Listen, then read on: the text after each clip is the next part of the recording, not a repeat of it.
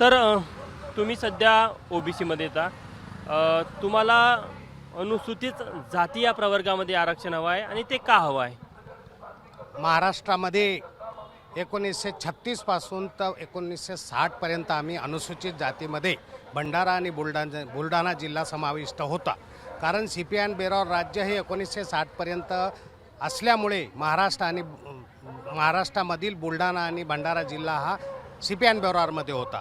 जेव्हा 1960मध्ये महाराष्ट्राची निर्मिती झाली आणि आम्हाला कुठलाही रेकॉर्ड नसताना OBCमध्ये टाकण्यात आलं. वास्तविक पाहता गव्हर्नमेंट गॅजेटमध्ये 1950मध्ये आम्ही अनुसूचित जातीत आहोत. CPI बेरारच्या 1948च्या गॅजेटमध्ये आम्ही अनुसूचित जातीत आहोत. 1941च्या गव्हर्नमेंट ऑफ इंडियाच्या यादीत आम्ही अनुसूचित जातीत आहोत.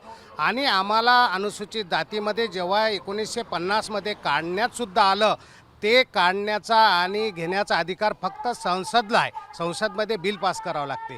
पण संसदनीसुद्धा असा कुठलाही रेकॉर्ड नसताना आम्हाला 1950मध्ये सुद्धा अनुसूचित जातीमधून वगळण्यात आलं. आमची मागणी ही फक्त आम्हाला पूर्ववत समाविष्ट करण्यासाठी अनुसूचित जातीत आहे. महाराष्ट्र गव्हर्नमेंटनी 2001मध्ये डॉक्टर भांडे समिती स्थापन केली.